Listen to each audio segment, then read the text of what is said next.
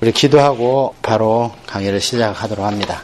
아버지 하나님, 오늘도 주님의 부르심을 받고 귀한 전에 나왔습니다.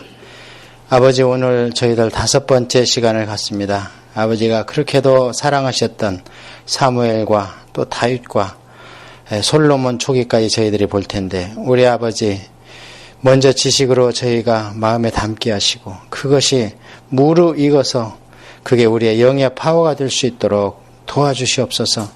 너무나 몰라서 세상 사람들이 자기 생각으로 하나님을 따른다고 하지만 아버지가 보시기에는 영 다른 길로 갈 때가 너무나 많습니다. 아버지 하나님, 이 별로 그렇게 두껍지도 않은 성경 말씀을 저희들이 완전히 습득하여서 남은 생애 동안 먹고 되새김질하고 능력받고 힘받아 하나님 뜻대로 살다가 아버지 존전에 저희들이 입성하는 복을 허락하여 주시옵소서. 발길을 멀리 왔습니다. 힘들어서 왔습니다. 기다리다가 왔습니다. 아버지 하나님, 오늘도 말씀이 열리게 하시고 뚫리게 하시고 학자의 귀를 허락하여 주시어서 듣는 귀를 주님 허락하옵소서. 예수님의 이름으로 기도합니다. 아멘. 할렐루야.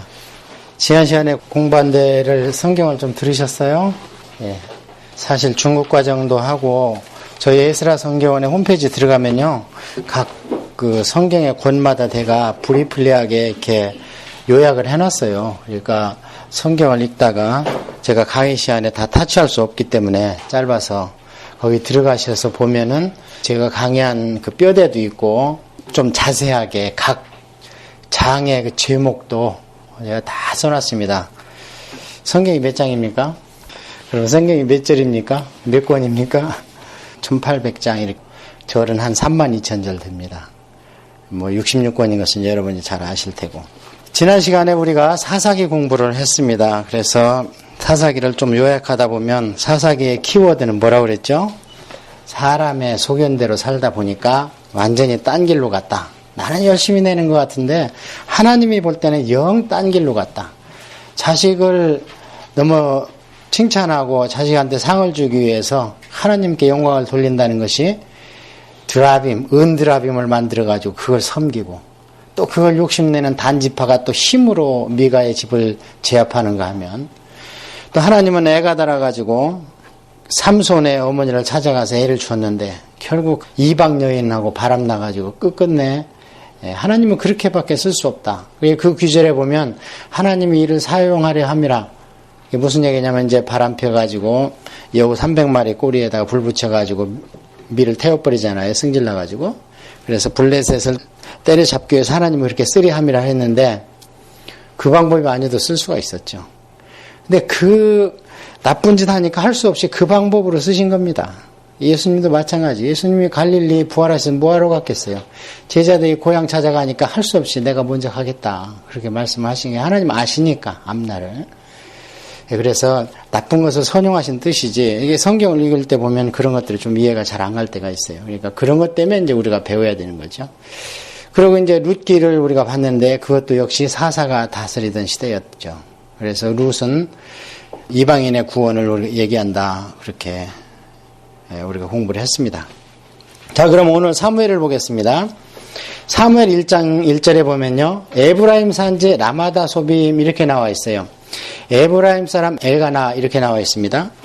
자, 이게 무슨 말인가 이것부터 한번 보겠습니다. 에브라임 산지면 우리가 지금까지 사사 시대에 썩어빠진 그 두 가지 에피소드가 뒤에 있다고 그랬잖아요. 그거는 촉이라고 그랬죠. 제가 하나는 모세의 손자, 단지파에 가서 제사장하고 은 10에 연봉 계약하고 미가 집에서 고용됐다가 거기를 배신하고 단지파를 따라갔죠. 위로. 예, 그것도 모세의 손자니까 그렇게 사사 시대가 350년인데 촉이죠. 그 다음에 두 번째 사건의 그 레위, 그 사건도 마찬가지입니다. 그게 그 당시에 제사장이 누구냐면은 엘르아살이라고 그러거든요. 그러면 뭐 거기도 아론의 아들이니까 촉이 아닙니까? 그래서 일찌감치 이렇게 썩어버렸어요. 그러고 거기에서 이제 반짝 조금 빛난 사람이 이제 여호수아 넘어갔을 때 기생 라합하고 결혼했던 살몬인데, 근데 참 이상한 게 있습니다. 왜냐하면 예수님의 족보를 42대로 나눠놨지요. 14대, 14대, 14대 마태복음 1장에서. 근데 살몬이 우리가 공부한 것처럼 언제냐면은 여호수아 시대 아닙니까? 살몬이. 근데 룻은 보아스 시대는 사사 시대라고요. 근데 사사 시대가 연대를 계산하면은 길게 잡으면 400년 계산해보면 그러면은 그게 무슨 이게 웬일이에요? 예수님의 족보가 사사 시대에도 분명히 조상들이 이어졌을 텐데 싹 잘라버렸죠. 어떻게? 바로 룻 보아스로 넘어가지 않습니까? 그래서 오벳이 나와요. 그러면은 예수님은 무슨 말씀이냐? 사사 시대를 구속사적으로 안 보겠다는 거예요. 눈 감아버리시는 겁니다. 300년 정도를 예수님의 그런 조상의 족보에서 빼버립니다. 그 다음에 이제 왕정도 마찬가지예요. 왕정도 14대, 14대, 14대 그러면 남쪽 유다 왕조가 짧게는 19대, 길게는 20대로 잡거든요. 아달랴 포함하면 20대예요. 근데 어떻게 14대라고 했는가? 그거 빠졌잖아요, 벌써. 그 빠진 것은 아달랴 피가 섞여 있는 거 싹 빼버립니다. 우리가 그런 사람이 되면 안 된다는 거예요. 눈 버젓이 뜨고 지금 복음 시대에 살고 있지만 잘못하면 생명록에서 우리 이름이 발견이 안 될 수가 있다는 겁니다. 그래서 그런 어두운 역사, 그래서 구약의 이 사사기를 영적인 암흑기다 이렇게 얘기를 하고, 신약시대 신구약 중간기 400년이 또 영적인 암흑기, 더 나쁘게 얘기하면 하나님의 침묵입니다. 그 다음에 또 교회 시대에 와가지고는 어때요? 중세 천년, 영적 완전 암흑기였죠. 하나님을 인간의 집단에 이용해가지고 중세 로만 캐톨릭인에서 하나님이 전혀 발견되지 못하고 사람이 하나님의 자리를 앉은 그런 암흑기. 그래 인생의 역사 가운데서 그런 암흑기가 간간히 있어요. 그러니까 하나님 한번 딱 침묵하시면요 300-400년 그냥 가버려요. 그러니까 모세가 아이고 우리 인생은 한뼘길이로 해놓고 하나님이 그렇게 오래 화를 내시면 하나님의 진노 중에 우리 일생이 가버리겠습니다. 무섭습니다. 저도 하나님 부름 받았을 때 바로 하나님 부름에 부합하지 못해가지고 하나님 한번 이놈하니까요 그냥 몇십 년이 가버려요. 그냥 그래서 어렵습니다. 여러분도 마찬가지일 거예요. 그런데 오늘 서론을 이렇게 길게 하는 것은 다윗 말고는, 다윗도 가정사는 엉망이었지만 다윗 말고는 하나님 마음에 합한 왕이 하나도 없었습니다. 구속사에서도 그렇습니다. 그런 것을 우리가 먼저 알고 하나님 참 외로우시겠구나, 기뻐하는 자가 별로 없구나, 이런 것을 알고 우리가 장성한 자가 되려면은 아버지 마음을 헤아릴 줄 아는 그런 사람이 되는 그런 성경 공부 시간이 됐으면 좋겠습니다. 예, 사무엘이 나오는데요. 전 시간에 말씀드린 것처럼 삼손을 그렇게 애달아 하는 데에다가 잉태를 시켰는데 하나님 입장에서는 실패했습니다. 그래서 하나님이 할 수 없이 이제 여기 에브라임 산지 라마다 소빔의 에브라임 사람 그랬는데 이것을 역대기하고 같이 읽어보면은 사무엘은 고핫 자손입니다. 그렇다면은 누구냐면 레위 지파죠. 그래서 레위 지파인데 사무엘의 어머니 한나 보면 완전 기도의 사람이죠. 무슨 일 있으면 기도합니다. 예, 그래서 에브라임 산지나 베델이나 베들레헴 여기가 에브라임 지파 또는 유다 지파가 거주하고 있던 GTA나 경인 지역이라고 그랬잖아요. 한국으로 얘기하면. 근데 다 썩었는데 그 가운데서도 여기 반짝하는 한나와 같은 엘가나와 같은 집안이 있다는 겁니다. 우리가 오늘날 그런 자가 돼야 되는 거예요. 시세 따라가고 세상 따라가면 안 되는 거죠. Don't copy this generation 하잖아요. 이 세상 따라가지 마라. 예, 그래서 예수님 오실 때도 그래요. 진짜 그 사내들인 공유회나 바리새인들 사두개인들 다 썩어버렸는데 기도하는 사람이 있었죠. 한나, 시몬. 이름도 없이 빛도 없이 그냥 하나님 성전에 가서 참 하나님의 계시가 그렇게 희미한 때인데도 시몬한테는 하나님 뭐라 그랬어요? 네가 메시아를 볼 것이다. 그러기 전에 너 안 죽어. 예수님 할례하러 오니까 그걸 딱 보고 나서는 시몬이 아이고 이제 종을 놓아주시는군요. 이게 무슨 얘기냐면 중보 기도의 책무가 이제 해제됐다는 겁니다. 여러분 마음속에 어떤 부담이나 짐이 있으면 중보 기도에 무거운 하나님의 압박을 느끼셔야 된다고요. 압박을 느껴서 그 기도가 풀어질 때 그게 시몬이 한 얘기예요. 이제 종을 놓아주시는군요 하는. 그래서 이 사무엘 시대에 보면은요, 이 사무엘이 하나님께 기도하여 얻었다는 얘기예요. 좀 있으면 사울은 무슨 얘기인가? 환영받았다, 부르심을 받았다, 이런 얘기인데, 누구한테? 사람한테. 다윗은 하나님이 기뻐하는 자다, 이런 뜻이고, 그래서 선지서를 보면은 이제 공부할 텐데요, 선지자 이름을 알면 선지서에 요점에 다 나와 있어요. 오늘도 다른 날과 마찬가지로 이 사무엘서를 한번 또 열어보겠습니다.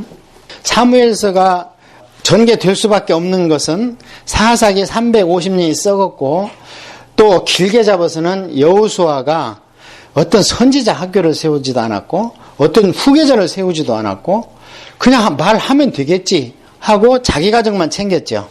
그래서 역대기에 보면 여호수아의 족보는요, 기록을 안 합니다. 역대기에서 1장에서 9장까지는 족보 아닙니까? 쭉 바벨론 포로로 잡혀갔을 때 우리 민족이 보통 세상 민족과는 틀리다, 이걸 에스라가 깨닫고 아담으로부터 계속 족보를 기록한 것이 1장에서 9장까지 역대기가. 이게 다시 보자는 거예요, 우리 민족을. 그때 여호수아 이후로요, 자기는 자식을 챙긴다고 했는데 전혀 기록이 안 돼 있습니다. 자, 그렇게 해서 350년이 아까 말씀드린 부속사에서 빠졌습니다. 예수님 족보에서도. 그러다가 마침내 사무엘과 같은 사람이 나왔는데, 사무엘이 어떻게 탄생을 했는가? 1장에 보니까요, 애타게 한 거예요. 애를 먹어가, 한나가. 참 사랑스럽고 남편한테 사랑도 받고 제사 지내면 열목을 주고 그러는데 애를 못 낳는데 옆에 그냥 놔두지도 않고 하나님이 분인날을 붙여가지고 정말 분인하게 해버려. 막 옆에서는 잘 나는 거예요. 그러니까 한나가 부르짖고 하면서 서원하니까 자식을 줬잖아요. 그래서 기도해서 받았다, 이제 그런 뜻인데, 이 시대가 이때도 사사 시대입니다. 그래서 여기에 초기에 사무엘상에 등장하는 초기에 사람이 사무엘과 엘리입니다. 사무엘과 엘리인데 이 사람들을 사사로 보는 거예요. 마지막 사사. 왜냐하면 이 뒤로 왕정으로 가기 때문에. 그래서 사사기하고 왕정시대는 공백이 없어요. 이 두 명을 포함했을 때 사사가 15명이 되는 겁니다. 자, 이때 엘리는 나중에 98살에 죽는데 상당히 비둔해요. 그리고 기회만 나면 의자에 앉아 있어. 그래서 엘리하고 비슷한 사람이 누구냐면 나중에 나오는 나발. 뚱뚱하고 비대하고 욕심꾸러기, 탐욕꾸러기, 똑같으면 인상이. 성경을 여러분이 계속 성경을 공부하고 듣고 읽다 보면요, 사람 이름에 딱 들어왔을 때 이미지가 그려집니다. 그렇죠? 이미지가 그려져요. 그래서 엘리하고 이 나발하고 겉모습이 똑같습니다. 그래서 엘리는 기도해야 될 사람이 기도를 안 하고 어느 정도 자리 잡고 자기 자식도 4명이나 나고 하니까 너무 태만에 빠진 거야. 이 만자 들린 게 문제거든요. 교만하고 태만하고 이런 만자 들린. 그래서 이 엘리 시대에 하나님의 이상이, 하나님이 계시를 안 하시던 때다, 이런 얘기가 있지요. 이럴 때 사무엘을 애타게 찾으시고 사무엘이 드디어 서원한 대로 엘리한테 갔다가 바쳐지게 됐습니다. 그러다가 한 12살쯤 됐을 때 드디어 12살은 이 유대민족의 성년식입니다. 12살이 돼야 이제 성인식으로, 지금도 그래요, 이들은. 그래서 성인식이 엄청 지금 유대 커뮤니티에서는 굉장합니다. 그날은 모든 사람이 전부 조연이요. 그날 성인식의 주인공이 그날의 완전 왕이 되는 겁니다. 그래서 엄청난 금빛 나는 의자에다가 그 사람을 앉히고 그 어른들이 회중에 커뮤니티에, 유대인 커뮤니티 어른들이 와서 내 의자 귀퉁이를 잡고 마치 법궤를 들었던 것처럼 막 돌리고 돌고 회중을 가면 박수치고, 그날 이후로 얘는 모든 것을 혼자 교육하고 혼자 예산해야 되고 인생의 플랜은 혼자 써야 되는 겁니다. 12살까지는 혹독하게 공부를 하고, 그래서 12살쯤 되니까 드디어 성전에 가서 이제 뭐 소제나 하고 그랬겠죠. 그런데 이 어린 사무엘은 성전에서 자는데 이 엘리는 어때요? 사태가 있죠. 그래서 하나님이 3번 부르죠. 사무엘아, 사무엘아, 사무엘아. 이렇게 불러서 엘리 집에 대해서 막을 내리겠다 하는 얘기를 합니다. 자, 엘리 집에서 막을 내리겠다고 하면서 그 증표로 이제 2 아들을 하나님이 데려가겠다, 그런 얘기가 앞부분에 나와 있어요. 이것이 1장에서 8장까지입니다. 그러니까 사무엘상 1장에서 앞부분은 무슨 얘기냐, 2 제사장을 보라는 거예요. 후대 사람들이. 자, 사무엘은 이렇게 됐다. 엘리는 이렇게. 너희를 어떡할래? 이렇게 해서 두 제사장을 대비해 놓은 것이 사무엘상 앞부분이에요. 1장에서 8장까지. 그래서 사무엘의 잉태하는 과정, 그 다음에 사무엘의 교육받는 과정. 엄마한테 교육 안 받잖아요. 철 들자마자 바로 젖대자마자 갖다 주잖아요. 엘리한테. 근데 엘리가 인품이 나쁜 사람 아닙니다. 그 홈리와 비니아서 자식이 못돼 먹었지. 엘리는 너무 후인이야. 근데 약점은 뭐냐면 하나님을 두려워하지 않고 자식을 두려워하는 거예요. 자식을 나무래야죠. 그러니까 하나님은 그랬잖아요. 나보다 자식을 중히 여기니까 내가 그를 더 못 쓰겠다는 거예요. 그래서 이 문을 닫아버리겠다는 겁니다. 자, 이렇게 했을 때 이제 사무엘은 마지막 사사로서 사사는 3권을 다 가지고 있습니다. 재판도 하고 법도 집행하고 다 하고 있어요. 그런데 이때 왕을 달라 그러잖아요. 왜 왕을 달라 그러냐면 주변의 나라에 보니까 왕이 나와서 진두주의 하는데 일사불란하게 전쟁을 하는 거예요. 그러니까 우리한테도 왕을 달라는 거야. 세상을 좀 따라가자는 거야. 그래서 하나님이 사무엘아 들어줘라. 너를 버리는 게 아니고 나를 지금 버리고 있다. 그러나 제도는 확실히 알려줘라. 아들과 딸이 왕이 어떻게 부려먹을 것이고 데려가다 요리 만드는지 할 것이고 너희들의 11조를 갈취할 거고 그게 이제 조세거든요. 그런 것들을 싹 공표를 해도 왕을 달라는 거예요. 그래서 왕을 주는 과정, 그 왕을 주는 과정이 사울 왕과 사무엘이 그 뒤에 나오죠. 사무엘과 사울이 이제 첫째 왕 사울이 나오는 겁니다. 그래서 그 다음에 이 사울왕에 대해서 기름을 부어서 세웠는데 처음에 사울이 굉장히 겸손하지요. 심지어는 사무엘이 데려다가 기름 부음을 해서 하나님이 너를 왕으로 쓰겠다. 그러니까 아이고 나는 뭐 베냐민 지파에 아주 작은 자인데 작은 자지요. 왜냐하면 우리가 사사기에서 봤잖아요. 다 죽고 600명밖에 안 남았기 때문에 어느 지파에 가도 대접을 못 받는 거예요. 그래서 사울이 참 머리 하나도 더 있고 키도 크고 잘생기고 그래서 사울을 왕으로 남아에서 기름을 부었고 이제 가라 하고 비밀로 했습니다. 왜냐하면 소문나면 안 되니까. 왕으로 세웠다고 소문나면 안 되잖아요. 그래서 이제 하인도 모르게 둘이 옥상에 가서 기름 붓고 이제 가라 해서 그날 증표를 다 보여주고 사울이 돌아갔어요. 돌아가고 나서 드디어 사울의 하나님이 이벤트를 하나 준비했죠. 그게 전쟁입니다. 암몬과의 전쟁. 그래서 사울이 그 전쟁을 이기고 나니까 이제 많은 사람들이 대부분이 사울을 따랐어요. 아, 저 정도는 우리 왕이 하면 되겠다. 그러면서 이 사울에게 정식 기름 부음을 받고 이제 왕으로 등극을 하게 됩니다. 그러면서 잘못 나가는 거예요, 이제. 그전엔 참 겸손했는데 이게 보통 다 그렇습니다, 우리가. 내 평생 지나온 길 그거 참 우리 은혜 많이 받았잖아요. 내 평생 지나온 그거. 작사자가 누군지 아십니까? 작사 작곡을? 조영규 목사님하고 그 부인이 했습니다. 부인 사모님 제 성함 잘 모르겠어요. 요즘 조금 잘못 나간다는 소문이 많이 들리잖아요. 그래서 제가 나이 계산을 해봤더니 40대 초반에 그걸 작곡했더라고. 그럼 내 평생 아니지. 지금 80인데. 그래서 그게 지금 우리 찬송가에 들어가 있습니다. 재택이 돼가지고. 그것처럼 대부분은 하나님이 강하게 하고 풍부하게 하면은 교만해가지고 하나님 잃어버려요. 나중에 왕정시대에 가면 그게 확연하게 드러나고 성경에 아주 그렇게 기록이 되어 있어요. 하나님의 부강하게 하면 교만해졌더라. 이런 얘기가 확실히 들어가 있습니다. 자, 그렇게 해서 사울이 왕이 돼서 두 가지 잘못을 하죠. 첫째는 길갈에서 제사를 드려버립니다. 사무엘이 약속을 합니다. 내가 갈 때까지 제사를 드리지 마라. 근데 약속한 시간보다 3일 안 왔어요. 블레셋은 쳐들어옵니다. 그러면은 어떻게 해요? 내가 제사를 드리면 된다. 뭐가 잘못됐지요? 제사가 효과가 있는 게 아닙니다. 예배가 효과가 있는 게 아니에요. 육신의 포핀만 폈다고 구원받는 거 아닙니다. 할례만 받았다는 게 아니에요. 모든 게 이 안에서 일어나야 되는 거예요. 마음에서. 그러니까 사울은 거칠에 제사만 드리면 하나님이 함께 할 줄 알았어요. 그래서 그 잘못을 했는데 맨 처음에 원인 제공은 누가 했습니까? 사무엘이 했습니다. 그러면 사무엘한테 책임이 있느냐? 인간끼리는 사소한 조금 잘못이 허물이 있을 수 있어요. 그렇다고 하나님의 법을 침범하면 하나님이 용서 안 한다는 것을 보여주는 겁니다. 그러니까 내가 어디 가서 우리가 이렇게 해서 어느 책에서 이렇게 가르쳤는데 어느 목사님이 이렇게 말씀하시 나 그대로 했어. 근데 왜 결과가 이렇게 됐지? 누구 책임이라는 거예요? 내 책임이라는 겁니다. 나를 진정으로 인도할 수 있는 스승은 누구라 그래요? 예수님께서. 오직 성령님만이 너희 스승이고 오직 본받을 지도자는 예수 그리스도다. 아버지, 세상의 아버지는 그림자고 예표고 나중에 하나님 진짜 우리 아버지를 보여줄 수 있도록 미리 예시해진 거예요. 지나지 않는다. 그러니까 누구도 아버지를 하지 마라. 누구라? 아버지는 한 분이시니 하나님 아버지시다. 그렇게 해서 길갈에서 제사를 드려서 하나님의 1차 경고를 했습니다. 너 그러면 안 되지. 그렇게 했는데 두 번째 사건 뭐냐? 아가광을 살려주죠.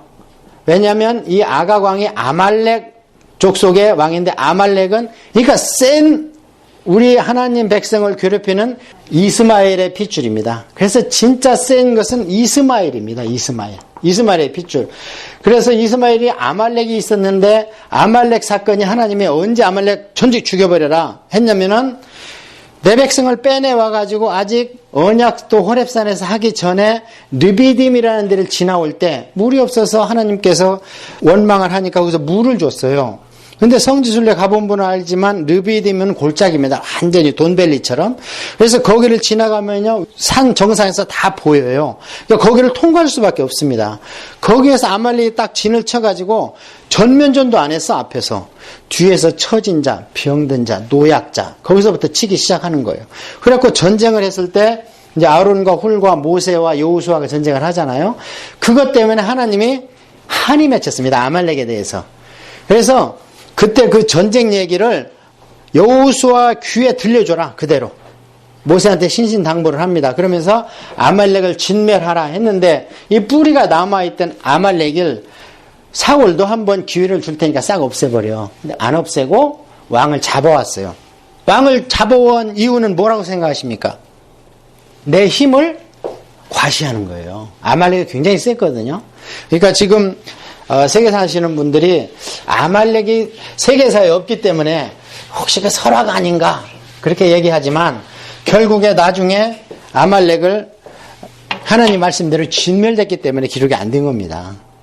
그래서 그 두 가지 사건 때문에 사울이 종을 칩니다. 자, 사울이 종을 치니까 이제 다윗을 준비를 합니다. 다윗을 준비를 할 때 15장에서 다윗의 기름을 붓기 시작하면서 다윗이 드디어 등장을 합니다. 그래서 다윗이 먼저 기름 부음을 받는데 이때가 언제쯤 되냐면요. 한 15세 정도로 봅니다. 다윗이 15세 정도로 해서 기름 부음을 받았습니다.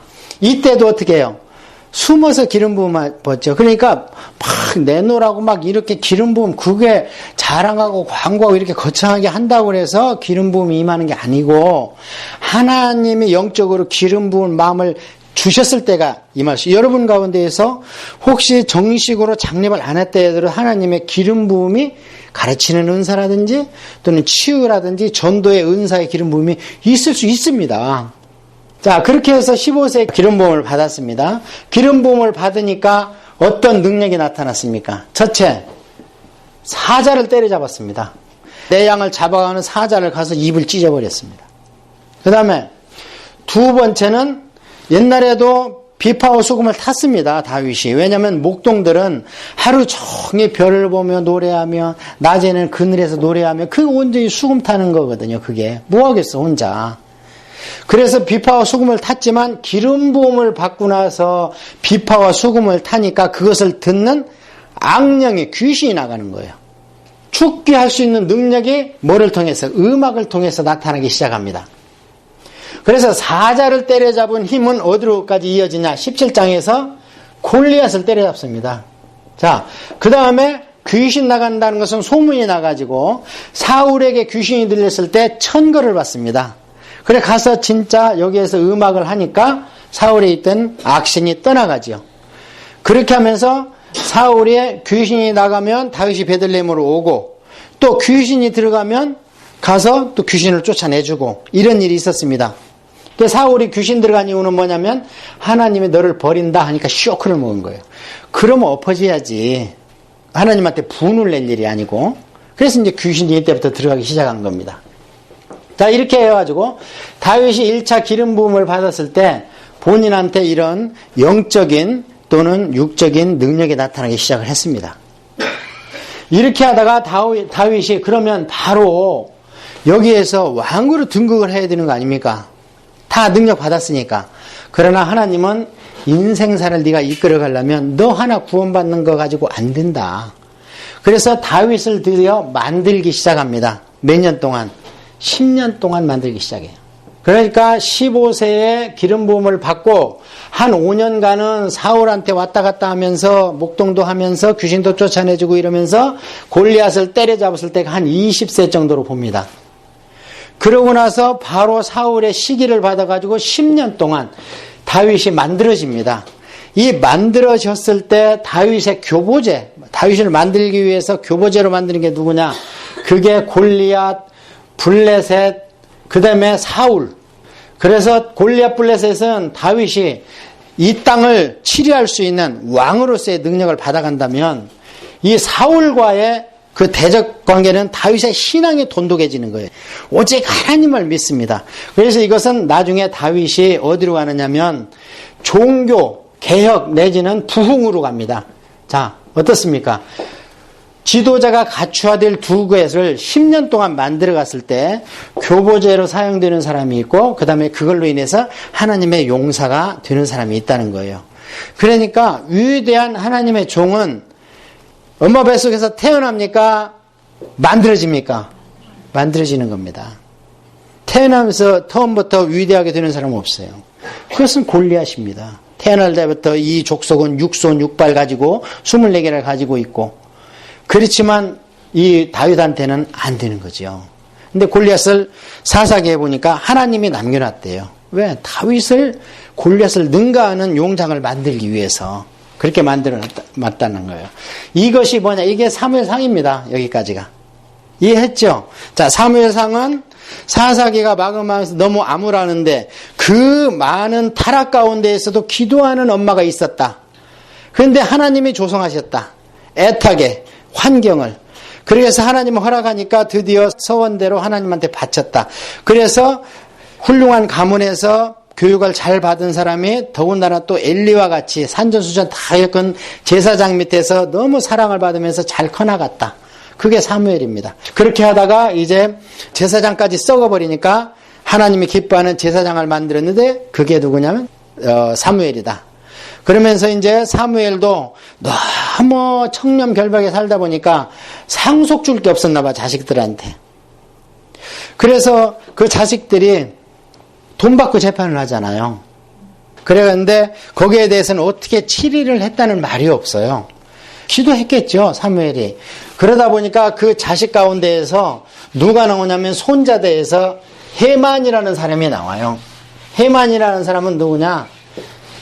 다윗의 찬양대 3대 악장 중에 예단, 헤만, 아삽이 있는데 헤만이 누구냐면 사무엘의 손자입니다.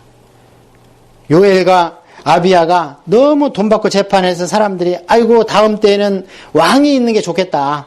이렇게 세습적으로 하는 게 좋지 않겠다. 이렇게 했을 때 참고 기다려주니까 거기에서 헤만과 같은 사람이 나왔어요. 우리가 돌이켜보면 사무엘도 깼다가면 못 나올 뿐이었어요. 왜 그러냐면 사무엘의 족보가 위로 올라가면 그 할아버지가 누구냐면 고라입니다. 고라 생각나시죠? 고라, 다단, 온. 이것은 고라는 누구냐면 모세의 사촌입니다. 그러면 영적 지도자 욕심낼만 하죠. 그 다음에 다단과 온은 누구냐? 르우벤 지파의 족장입니다. 그럼 르우벤 지파는 장자죠. 그러니까 세상적으로 장자의 혈통을 가지고 있죠. 그러니까 둘이 짜고 엎어버리자는 거예요. 모세를 엎어버리자. 그게 그 사건이거든요. 이게 모세를 반역한 사건을 우리가 크게 둘로 나눴을 때 내부적으로는 혈연 관계에 있던 누나와 형이 반란을 했고 외부적으로는 종교적인 입지가 있는 고라 사촌이니까 거기도 레위 지파니까 그 다음에 육적인 장자권을 주장할 수 있는 르우벤 지파가 손을 잡고 족장이거든요. 힘을 합쳐가지고 달라들었는데 하나님이 아니면 못 이기죠. 거기를. 그런 가운데에서 고라의 자손이 아버지 편을 안 들고 누구 편을 들었어요? 모세 편을 들었어요. 그 모세 편을 들었다는 얘기는 누구 편을 들었다는 얘기예요? 하나님 편을 들었어요. 그러니까 나중에 그 핏줄에서 사무엘이 나왔습니다. 그래서 그 레위기에서도 그렇게 얘기를 합니다. 죄는 그 사람한테만 징치해라. 연좌제 하지 마. 각자는 자기의 의로 살고 자기의 죄로 죽는다. 신명기에 2번 나오지 않습니까? 그러니까 그런가 하면 네 과거의 의나 과거의 죄에 매달리지 말아라. 이렇게 하면 사무엘의 줄거리는 대충 끝났고, 우리가 여기서 꼭 짚고 넘어갈 게 있어요. 제가 가끔 그런 얘기를 합니다. 여호와라는 명찰을 달고 있는 미신을 섬기지 않는가, 여러분이? 이게 무슨 얘기인가? 성경을 섭렵하고 되뇌이고 배우고 해가지고 내 안에 여호와 우리 하나님에 대해 상이 정립돼야 되는 건데, 이 안에서 그냥 몇 가지 아는 거 가지고 그만 고집하고 붙들고 늘어지면 내 안에서 하나님의 일부분만, 장님 코끼리 만지는 것처럼 그것만 고집하고 그것만 붙들고 왜 하나님 여기 이렇게 안 해줍니까? 이렇게 얘기할 수 있다는 거예요. 자, 우리가 부모님을 이 땅에서 모시고 봤을 때 부모님이 웃으실 때도 있고 꾸중할 때도 있잖아요. 그래서 우리가 여호와라는 명찰을 든 미신을 안 믿으려면 성경을 계속 봐야 되는 거예요. 그게 사무엘상에 큰 교훈이 있는데 어떤 교훈이 있는가? 법궤 교훈이 있습니다. 정령신앙의 교훈이 있어요. 여기에. 법궤는 언제 만들어졌어요? 성막에서 만들어졌죠. 성막에서 만들어져서 법궤가 가니까 여리고성이 무너졌죠. 법궤가 가니까 요단강이 갈라졌지요. 법궤가 가니까 여호수아가 3번 중부, 남부, 북부 전투 다 이겼죠. 왜냐하면 이 당시에 전쟁은 어떤 식으로 했냐면 신들의 전쟁입니다. 그걸 성경에서도 여러 번 나오고 세계사에서도 여러 군데 나와요. 신들의 전쟁이기 때문에 전쟁의 종지부는 뭐냐? 그 나라에서 섬기는 신전을 때려부셔가지고 거기에서 나오는 걸로 뗄감을 해서 그 신을 태워버리는 거예요.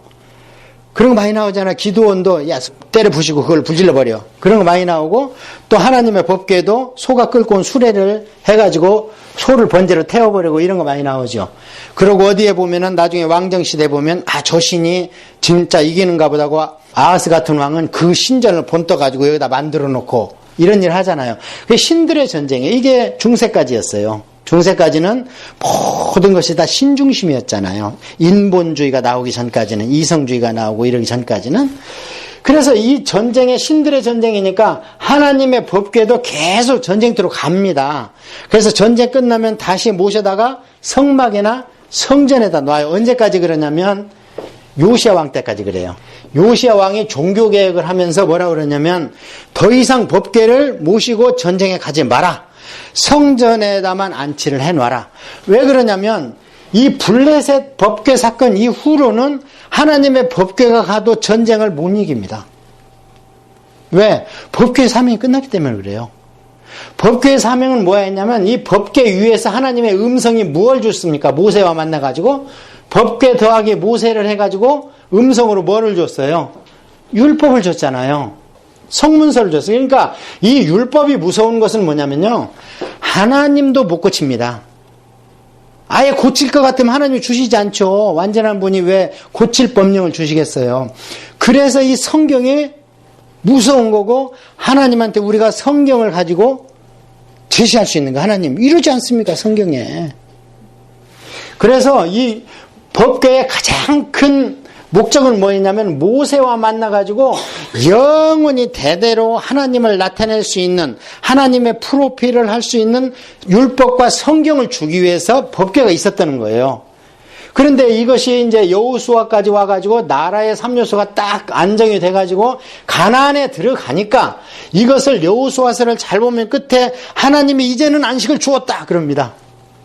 여호수아서에. 그 뭐냐면 가나안 땅에 들어왔다. 국가도 형성이 됐다. 이제는 여기에서 나머지 단련된 가나안 7족속만 쫓아내면 된다. 이렇게 얘기를 합니다.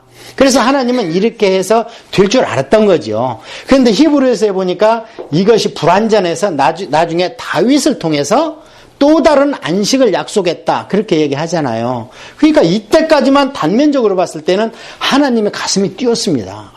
이제는 됐겠지. 이제는 가나안 땅에서 제사장 권세 있는 나라로 살겠지. 이렇게 했는데 이제 안 됐다는 거지. 우리가 역사를 뒤돌아봤을 때 이 시점에서. 자, 그래서 법궤가 가나안 땅에 들어갔을 때까지는 능력을 발휘하고 요단강을 가르고 전투에서 다 이기게 했습니다. 거기까지는 하나님의 나라가 이루어지는 과정에서는 법궤가 하나님이시니까. 그래가지고 엘리 재상 때는 어느 정도 안정이 되고 나라를 차지하고도 벌써 한 300년이 지나간 때니까 그때는 어떻게 됐냐면 법궤를 가지고 나가면 이길 줄 알았는데 블레셋이 쳐들어오니까 법궤를 갖고 나가니까 어떻게 됐어요? 오히려 뺏기고 더 많이 죽었어요. 왜냐하면 법궤를 소문을 딱 듣고 블레셋 사람들이 야 큰일 났다. 이게 무슨 함성이냐 이스라엘 진영에서 나는데 그러니까 그 신이 들어왔다 그 진영에. 그러니까 블레셋이 이제 이판사판이다. 우리는 어차피 죽었다. 들리는 소문으로는 그 신을 대항할 자가 없다고 하더라. 그래가지고 이판사판 싸워갖고 오히려 적군이 더 힘을 발휘해가지고요 이스라엘 백성 더 죽여버렸어요.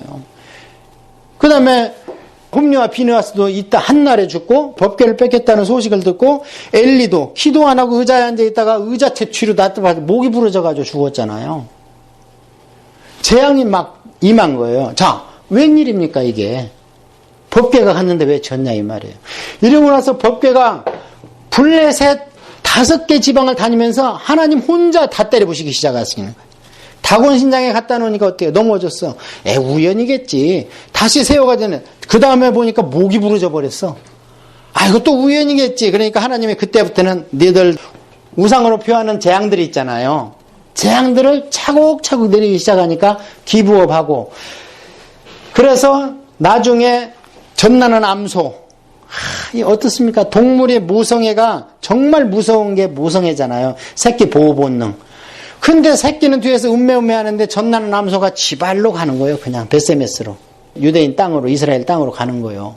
그래서 그걸 패서 해갖고 법궤가 능력이 아직도 있구나. 그것을 또 이스라엘 백성이 법궤가 왜 여기 있어? 성막도 아니고 여기 있어 열어봤다고 어떻게 해요? 5만 70명이 죽었다 그러잖아요. 한 70명 죽은 것 같아. 5만은 좀 오기 같아. 왜냐면 5만 정도 사는 도시가 소도시니까 다들 그렇게 봐요. 자, 그렇게 해서 법궤를 빼앗겼지만 법궤 당시는 계속 능력이 있다는 거예요. 그러니까 이 얘기는 무슨 얘기냐면 구약은 신약을 주기 위해서 있고 6월절 어린 양의 죽임은 예수 그리스도의 볼고다 십자가를 옆에서 있지만 그 자체적으로는 100% 하나님의 예표나 하나님의 구속이 그 자체적으로 나타난다는 거예요. 그 시대에 단면적으로 잘라서 봤을 때. 오늘날은 모든 게 다 완성됐지만 그 당시에 봤을 때. 그래서 이 법궤가 어떻게 되느냐면요. 7개월 동안 그렇게 하고 왔는데 나중에 어떻게 하느냐. 말레 유다에 가서 어떻게 성경상으로 계산하면은 70년인데 나중에 계산해 보면 한 100년 이상 정도 법궤가 어디 있었느냐. 그냥 암미나답 집에 있었어요. 사무엘을 안 찾잖아요. 이상하죠? 그 위대한 하나님의 종이 왜 법궤를 안 찾습니까?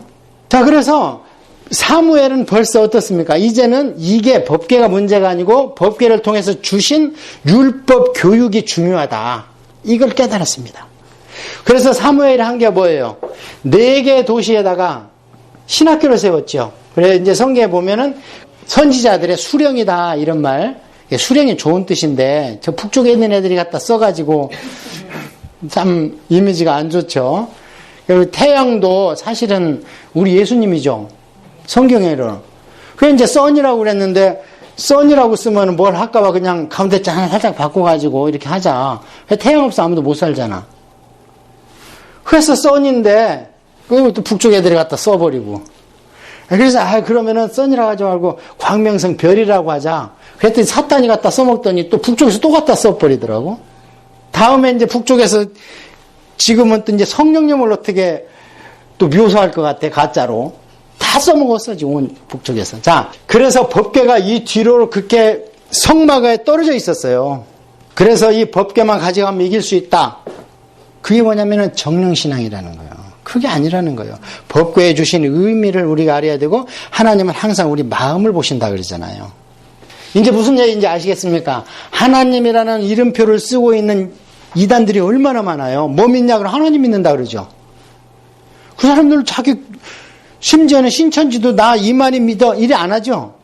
내용으로 들어가면 그를 믿고 있지만 교육이나 입으로는 그렇게 고백 안 하죠. 누구 믿냐 그러면 예수님 믿는다. 그런데 예수님을 우리 이만희 선생님한테만 마지막 때 계시를 했다는 거예요. 그래서 마가의 다락방에는 영의 성령이 오셨다면은 이만희 씨한테는 육의 성령이 임했다는 거 아니에요. 육의 성령이 어짠 병원에 가서 그렇게 살아. 그래서 여기서 잠깐만 여러분이 성경을 통독하는 데 도움을 드리기 위해서, 자, 법궤가 성막 안에 있었죠. 이게 일치됐어야 되죠. 하나님이니까. 그런데 이게 성막과 법궤가 같이 온 게 어디까지예요? 성경에. 여호수아 시대까지죠. 그러니까 여호수아가 길갈에서 유월절 드리고 전투 준비를 하고 여기서 여리고성을 물리치고 여기를 베이스 캠프를 해서 땅도 1차로 분배했다. 우리가 그렇게 공부를 했잖아요. 그리고 땅을 2차로 지도를 놓고 분배했을 때는 어디에서 했냐면은 실로라는 데서 했습니다. 실로. 그래서 성경에는 실로가 두 가지로 쓰인다 그랬죠. 영적으로는 예수님. 그 다음에 지리적으로는 실제로 거기에 수도였습니다. 실로가. 여호수아 시대에. 우리가 그러잖아요. 서울 그러면은 대한민국의 서울이 있지만, 야, 미국의 서울이 어디야? 그러면 다 그냥 워싱턴 이러죠. 마찬가지로 실로가 그 두 가지로 쓰입니다. 성경에서. 그래, 실로가 오시기까지 했을 때는 그거는 이제 예수님, 인격적으로 예수님을 말씀하신 그만큼 중요하다는 거예요. 실로가. 그래서 두 번째 땅을 분배할 때는 실로예요. 여기까지는 여호와 앞에서 분배했다 그래요. 그러니까 무슨 얘기냐? 성막과 법궤가 같이 있었습니다. 그럼 이거 어디서 뺏겼는가? 아까 얘기한 엘리 제사장 때 뺏긴 거예요. 뺏기고 그럼 성막은 실로에서 어디로 갔느냐? 노브로 갔습니다. 다윗이 쫓겨갔을 때 노베 가니까 거기에 제사장이 있었잖아요. 아히멜렉 제사장이 있어가지고 다윗을 도와줬다가 85명이 그냥 제사장 일가족이 몰살당하잖아. 사울 왕한테. 그래서 그러면은 노베에 있던 이 성막은 나중에 어디로 왔느냐? 기브온으로 왔어요. 기브온은 예루살렘의 바로 옆에 있는 큰 하이플레이스, 산당이 보통 산당 그렇게 번역을 했는데 높은 곳이라는 뜻입니다. 그래서 옛날이나 지금이나 신을 만나려면 높이 올라가야 됐나 봐요. 그래서 하이플레이스에다 기브온에다가 뭐를 모셔다 놓느냐? 성막을 모셔다 놓은 거예요. 그러면 그 법궤는 어디 있었느냐? 노베에 있을 때는 거기 암미나답 집에 있다가 그 다음에 이것이 다윗이 모시고 와서 다윗이 성전 옆에다가 장막을 치고 거기다 모셔놨어요. 그러면 왜 성막을 안 졌는가 의문할 수 있죠. 인구가 많이 늘어나고 제사를 그만큼 소화낼 수 있는 게 예루살렘에는 없습니다. 벌써 인구가 몇백만 됐잖아요. 거기에다 또 죄도 많이 있으니까 소를 늘상 잡아야 되는데 어디 가서 잡겠어.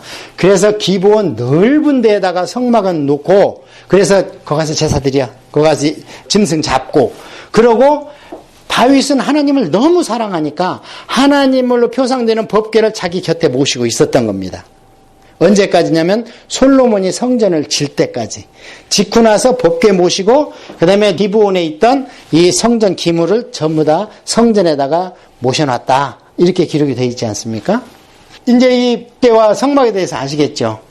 그래 이렇게 되다 보니까 나중에 예레미야 시대에 가서는 예레미야 시대가 아까 얘기한 요시야 왕 초기부터 예레미야가 활동을 했는데 예레미야 3장에 보면은요.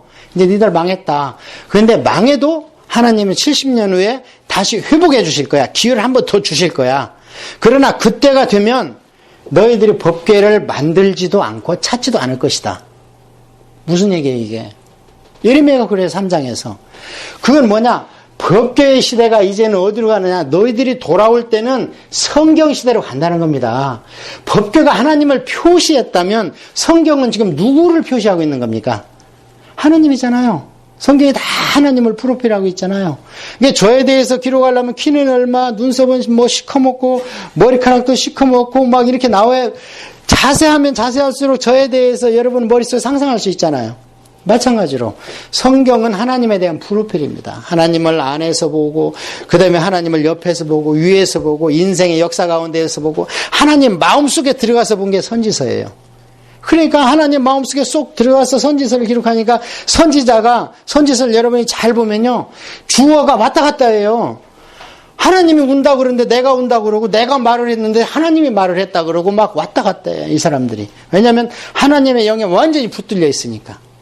그래서 선지서는 한마디로 꽉 짜면 눈물이잖아요. 하나님의 눈물, 아픈 마음. 그래서 우리가 여기 사무엘상을 통해서 이런 정령신앙, 예배만 참석하면 복받을 것이다. 목사님한테 안수만 받으면 내가 복받을 것이다. 그런 것을 버리고 성경으로 들어가서 성경에서 얘기한 하나님을 만나야 된다는 그런 교훈이 벌써 사무엘이 안 찾잖아. 법궤를. 그 위대한 종이. 왜 안 찾냐 이 말이에요. 그러니까 그 시대로 역사하시는 주님의 구속사의 점진적인 더 확대되는 그런 계시의 단계를 봐야 되는 것이 무엇인가? 그것이 사무엘상에 기록되어 있다는 거야. 그래서 그 나머지는 여러분이 보시면서 뭐를 잘하고 뭐를 못하고 사무엘이 기도해서 이기고 뭐 이런 얘기가 쭉 거기에 기록이 되어 있을 겁니다.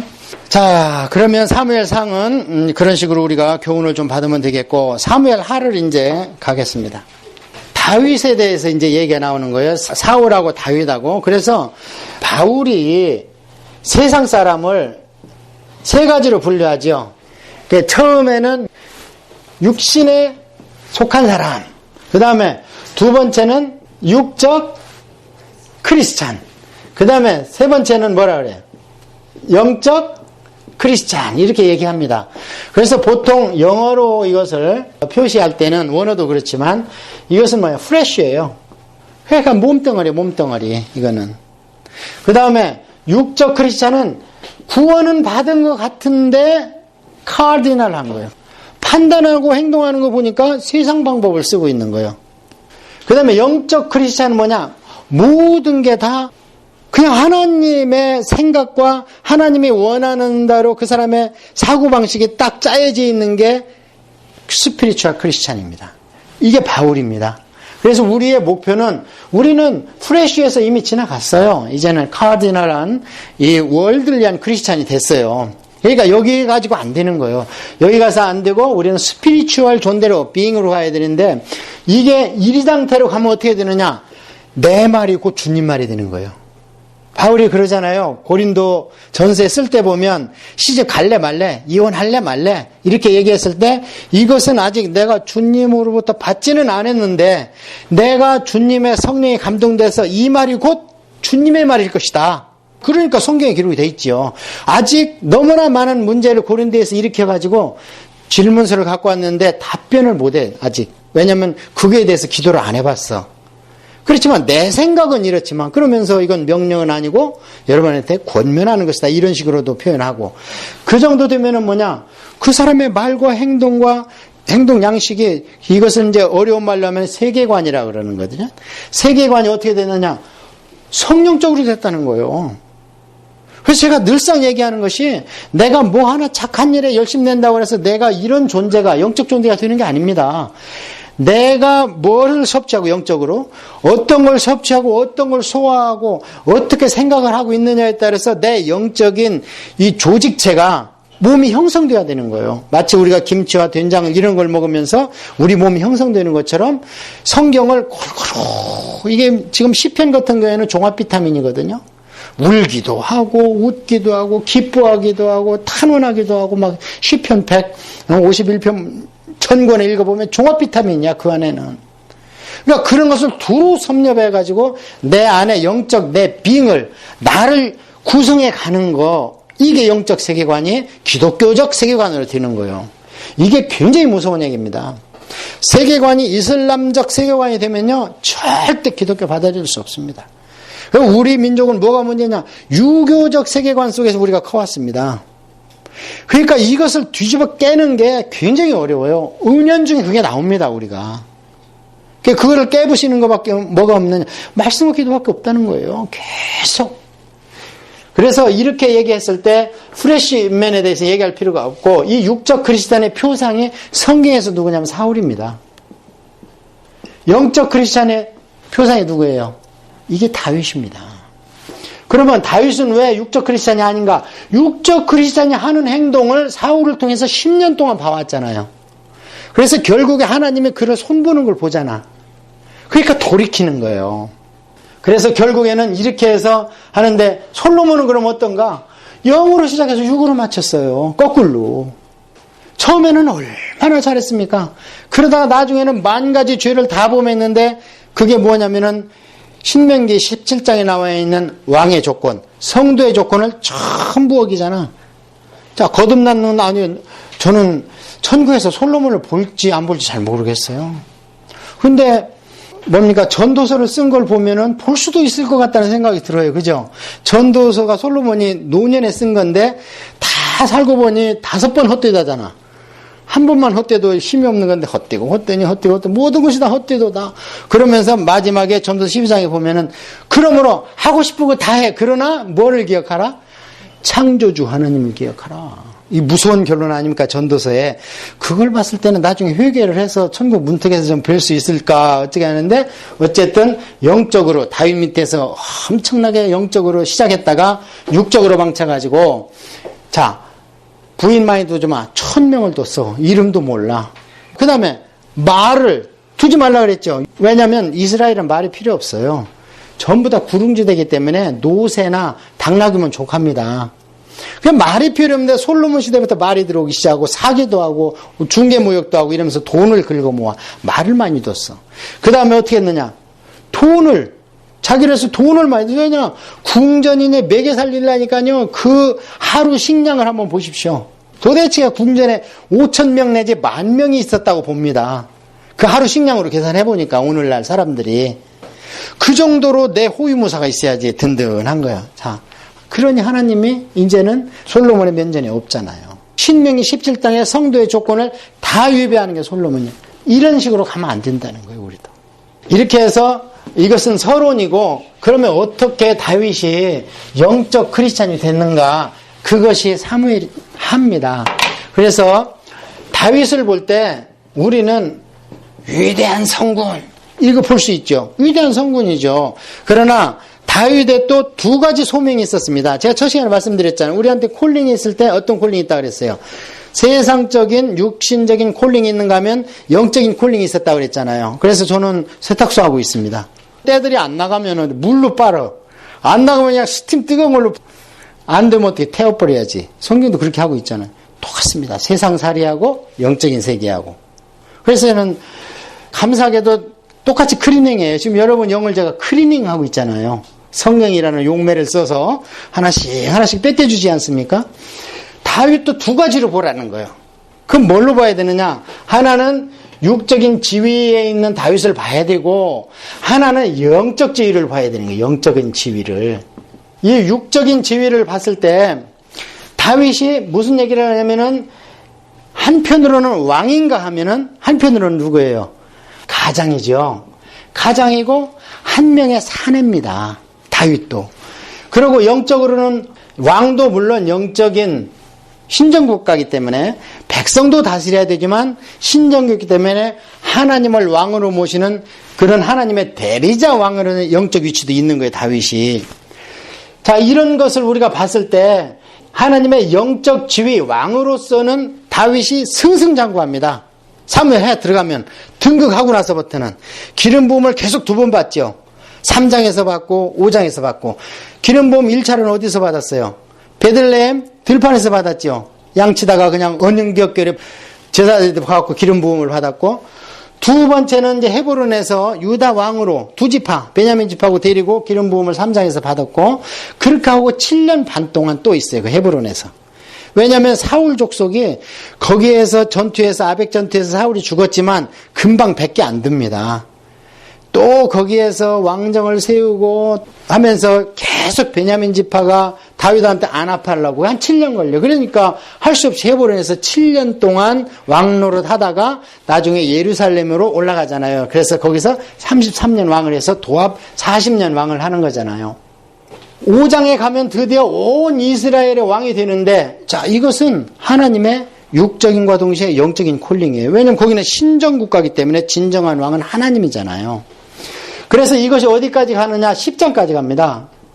10장까지 가고 나서 11장에서 드디어 무슨 사건이 터져요? 밧세바 사건이 터지는 거예요. 자, 밧세바 사건은 하나님의 영적 지위에서 일어난 사건입니까? 다윗 개인의 한 남자로서 일어난 사건입니까? 한 남자로서 정욕을 이기지 못해서 일어난 사건이죠. 그러니까 하나님이 그건 개인적으로 치리를 하는 겁니다. 그래서 이때부터는, 이 11장부터는 그 뒤에 에피소드 인구조사라든지 찬양이라든지 이런 거 나오기 전까지는 연대기인데, 거기까지 20장입니다. 20장까지는 무슨 얘기냐면요. 다윗의 개인적인 얘기. 가정사에서 왕으로서 본을 못 보이고 가정에서 한 남자의 정욕을 그것을 컨트롤하지 못해가지고 일어났을 때 하나님은 그걸 눈 감아주지 아니하시고 다 치리하시는 거예요. 더 엄하게. 다 왕이니까. 그렇게 치리를 하신 얘기가 장황하게 가지요. 그게 어디가 우리의 사건으로 시작해가지고 그 다음에 요압한테 약점 잡히는 사건, 그 다음에 자기 아들 압살롬의 반역 사건, 이런 사건으로 쭉 연결이 되면서 20장까지 갑니다. 왜 이렇게 제가 분류를 하냐면 다윗을 제대로 알으려면 여기와 역대기 상을 봐야 되는 거예요. 역대기 상이 1장에서 9장까지는 족보고 나머지는 전부 다윗 얘기거든요. 그래서 역대기 상에서는 이 뒤 개인적인 얘기는 싹 뺐습니다. 그것은 영적 지위에서 일어난 일이 아니고 지금 민족 단위로 잘해보다고 했을 때 다윗의 개인 가정사를 읽을 책도 많은데 그걸 거기다 넣을 필요가 없다 해가지고 이 더러운 얘기는 싹 뺐습니다. 역대기 상에서는. 이렇게 분리하는 이유를 아시겠지요? 이것을 보면은 사무엘 상하가 열리고 그 다음에 역대기 상이 우리가 볼 수 있는 눈이 열리는 거예요. 자, 사무엘 하를 정리하겠습니다. 사무엘 하 맨 처음에 들어가면은 다윗이 왕이 되는 얘기가 나와 있죠. 1장에서 10장까지는 왕으로서 다윗. 그 다음에 11장으로서 20장까지는 실수는 했지만 인간으로서 다윗이 나오고 그 다음에 20장에서 22장, 24장까지 있죠. 여기는 우리가 성경의 기록의 방법을 잘 알아야 돼요. 에피소드입니다. 여기는. 다윗이 통치하는 기간에서 최소한 이것은 기억하라 하면서 여기에다 기록해 놓은 거예요. 우리가 사사기에도 그랬죠. 연대기로 쭉 나가서 블레셋까지 17장 끝나고 나서 이것은 그래도 사사기에서 우리가 꼭 기억해야 된다면서 두 가지를 넣어놨다 그랬잖아요. 나중에 요한계시록도 마찬가지예요. 쭉 기록을 하다가 하나님이 7번째 나팔을 불면서 확 멸망시키려고 할 때 너무 가슴이 타는 거예요. 내가 만든 내 자식들인데 하면서 요한계시록도 12장에서 14장까지는 그 안에 에피소드로 들어가 있는 거예요. 그 다음에 에스겔도 마찬가지예요. 에스겔도 쭉 하나님의 심판을, 유다민족에 대한 심판을 얘기하다가 가슴이 저린 거예요. 그래가지고 16장 같은 데 보면은 저거 떡이 때 길거리에 버려진 것을 피도 안 닦아주는 것을 내가 데려다가 피 닦아서 옷 입히고 신부 만들으니까 내가 저를 접해보기도 전에 지가 나가서 바람 피웠다. 그런 애가 어떻게 처단할 수 없느냐 그러면서 첫사랑에 대한 광야에서 얼마나 고생하면서 하나님도 거기서 정이 들었거든요. 고생을 막 유대 그 이스라엘 민족을 굴리면서 그것을 보고 있는 아버지 마음이 정이 안 들었겠습니까? 미운정 고운들 다 들은 거예요. 그것을 회상한 게 에스겔서 16장이에요. 다 그 정이 들었다. 그거하고 같이 연결해서 읽을 수 있는 게 호세아서거든요. 호세아서가 그 얘기거든. 내가 첫사랑. 저것들이 왜 왕을 달라 그랬어? 그때부터. 그때 그래 왕 줘봤더니 잘한다. 그게 호세아서에 있어요. 벌써 몇백 년 뒤에 하나님이 이때 사건을 사무엘 때 왕 달라는 사건을 가슴에 담고 있다가 그때 가서 회상시키는 거예요. 그래 니들한테 달라던 왕 지금 어디 갔냐? 다 잡혀가서 죽지 않냐? 나를 그래 버리지 말았어야지 하면서 첫사랑을 회상하는 거. 그런 것들이 유대인의 기록 방법인 동시에 성경의 기록 방법이에요. 그런 것들을 알아야 쭉 읽어나가면서 이상하다 하는 게 탁탁 나와요. 그러면은 그런 것은 이제 삽경이다. 삽입된 경전이다. 이렇게 우리가 보면 됩니다. 이렇게 하면은 1장에서 10장까지, 그 다음에 20장까지, 그 다음에 삽경 3가지 이렇게 우리가 기억할 수 있고요.